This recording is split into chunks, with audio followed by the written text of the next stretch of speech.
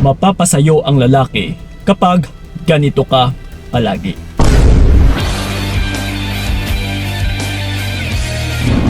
Yun. Make sure nyo lang mga utol na ganito talaga kayo palagi. Kung gusto mong mapapasayo lang ang lalaki. Okay? Ito, wag na tayong magpaligoy-ligoy pa. Alam nyo ba, ngayong lalaki is hanggat may palay ay tutukain lang po yan ng manok. Sa madaling salita, hanggat andyan yung babae ay tutukain at saka tutukain or papatusin at saka papatusin lang po yan ng lalaki. Oh. Yes. No, sa mga iniwan, sa mga niloloko, or kahit sabihin man natin na kayo pa ngayon ng partner mo na lalaki, is pagdating ng panahon, kung sakali man na kayo ay iniwan ng lalaki, ay babalik at saka babalikan ka po yan or babalikan ka po ng lalaking yan someday, no, pagdating ng araw. Kapag ikaw mismo ay nandyan pa rin naman sa lalaking yan. Kasi pagdating din sa aming mga kalalakihan, kahit isa, dalawa, tatlo, or apat kayo na mga babae, halimbawa ako yung lalaki, apat kayo na pinagsasabay-sabay ko. No? And apat kayo na walang nagrereklamo. And apat kayo nakikinig pa sa akin, naniniwala, nagpapagalaw. No, lahat-lahat sinusunod niyo pa sinusunod niyo pa kung ano yung pinapapagawa ko. Pues, bakit pa ako aayaw? No? So, do you think sa mga kalalakihan, sa tingin ninyo, aayaw ba yung lalaki kung apat yung babae niya? Or kahit 5 or kahit 10 kung wala namang nagrereklamo? Syempre, hindi po yan aayaw. Mas gustong-gusto po yan ng lalaki. Kasi, okay naman, 4 walang nagrereklamo. So, ibig sabihin, ang pinakasusi lang dito is nasa sa inyo na mga kababaihan na which is 4 kayo, di ba? So, sa 4 kayo is nandito po yung pinakasusi sa inyo na hindi pwedeng magiging 4 yung jowa ni lalaki kung yung 1, 2 or yung 3 sa inyo ay umaatras. No, ikaw or kayo po ang pinakasusi dito ng mga kababaihan.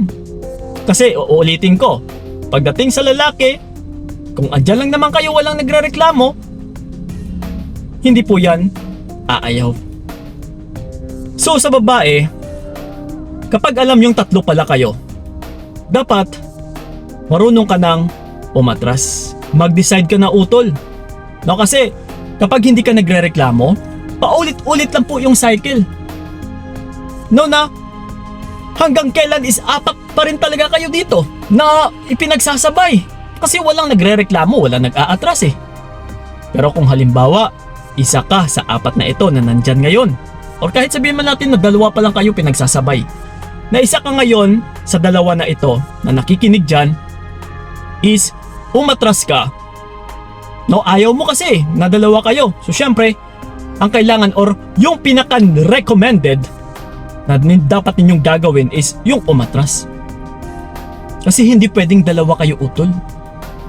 And hindi rin pwedeng makikipag-agawan ka na dapat Kuya Kiko, ako yung pipiliin niya. No.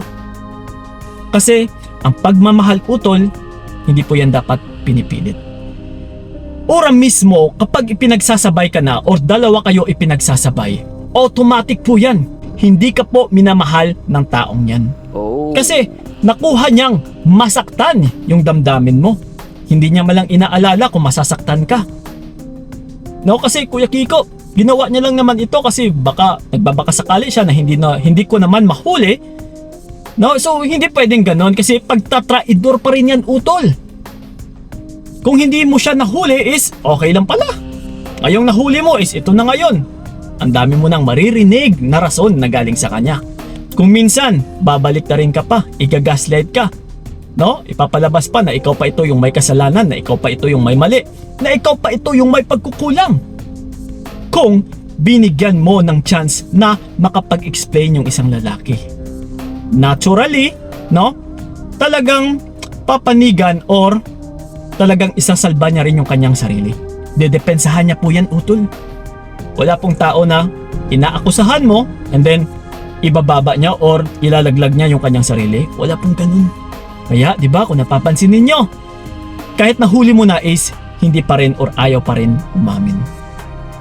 So again mga utol, kapag andyan ka, naghihintay, habol ang habol sa partner mo, babalikan at saka babalikan ka lang po ng lalaki. Anytime. Kasi gagawin ka po niyang reserbang gulong. Diba? Kahit dalawa kayo dyan eh. Siyempre sa lalaki, uy, okay to. No? Babalikan ko siya kasi andyan naman siya eh. Hindi naman siya nagrereklamo. Tinatanggap naman ako. No? Pinapauwi naman ako. And then pagdating sa bahay, nagpapagalaw siya. Hinahainan ako. Inaasikaso ako. Inaalaga ako. So bakit pa siya aayaw sa'yo? See? So that's why mag-decide ka ng maayos, utol. Ganito lang kasi yon. Dito tayo ngayon sa side mo. No? Tatanungin natin yung sarili mo. Okay lang ba sa'yo yung ganitong klaseng pagtrato ng lalaki sa'yo? Na dalawa kayo? Na iniwan ka? Na ininatsyapera ka? Na inayawan ka? Kasi yung panluloko is pasok pa rin ito sa pagtatrato. Yes, pagtatrato pa rin ito, utol. Na tinatrato ka niya bilang niloloko. No, niloloko ka ng lalaking ito. Pinagsasabay ka sa iba. So, ang question is, okay lang ba sa'yo yung ganitong pagtrato na pinapakita ng lalaking ito? Kung masasagot mo na kaagad-agad sa ngayon na hindi, pues ano pa yung dahilan kung bakit ka nag-e-stay sa lalaking ito? Kasi mahal ko yung taong yan, Kuya Kiko. So, nakita mo naman kung anong klase ng tao yung minamahal mo. Hindi na ba pwedeng iatras yan? Hindi na ba pwedeng sukuan yan? Hindi na ba pwedeng mapagod yan? No? Mapagod ka naman, utol. Sumuko ka naman. Tandaan mo ha, sa vocabulary natin, ayaw po natin or wag po tayong magmahal ng taong hindi naman tayo minamahal. Tandaan mo talaga yan. Kung nandito ka palagi kang nanunood ng mga videos namin dito sa Payong Kaibigan ni Kiko, wala po sa vocabulary natin na mag-e-stay at saka magmahal pa sa taong hindi naman tayo minamahal.